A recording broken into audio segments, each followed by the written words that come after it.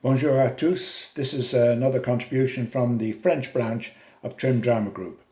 It's a Sunday miscellany type piece that I wrote during a creative writing course in Trim a couple of years ago, and it's entitled Dunmore East Apples.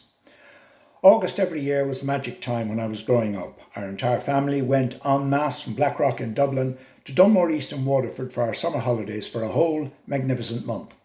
En masse meant our family, mum, dad and 5 kids, and also our first cousins who had the same size family and lived close to us in Blackrock. The cousins were a little older than we were, which was brilliant for us. The first thing we did on arrival was to get rid of our sandals, and after the usual couple of days toughening up, it meant that our feet seldom saw any shoe leather for the month. Mind you, the big toe stubbing could never be avoided, no matter how careful we were. So it was t-shirts and short pants unless it was raining. I had a close relationship with my year older cousin Peter, and we knocked around together a lot. He had a slightly more adventurous spirit than I, meaning that I was easily led, and we sometimes got into the odd spot of bother. The road from Waterford leading into Dunmore divides into an upper and lower road.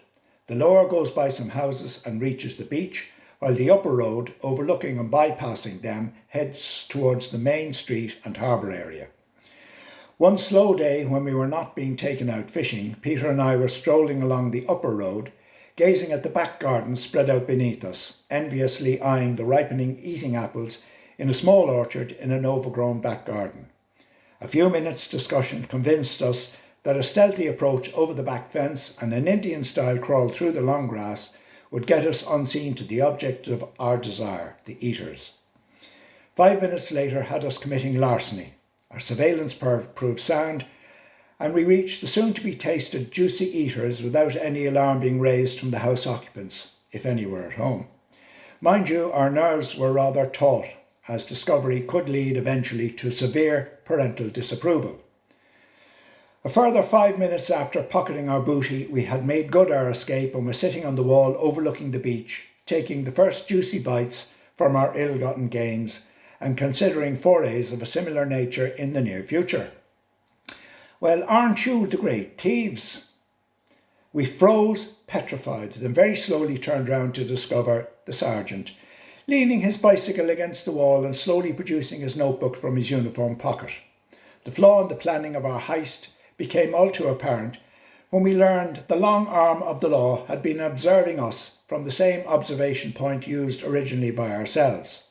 Our guilt was all too obvious, half-eaten scarlet apples matching our crimson cheeks in one hand, and bulging pockets providing ample evidence of more concealed contraband. The sergeant commenced a sermon on the sanctity of personal property when I noticed that his mouth gave a small quiver. His attention strayed down, and the oration was momentarily stayed. I instantly became aware of the warm trickle now escaping from my shorts and heading down my leg. Oh, how far we were from being hardened criminals. The sergeant, showing commendable humanity, cut short his lesson on common law, made us return the remains of our ill-gotten gains in suitable, contrite fashion, and dispatched us home to our mothers, which left me with the quandary of confessing to my mum. I wonder if I should invent a sudden weakness of the kidneys.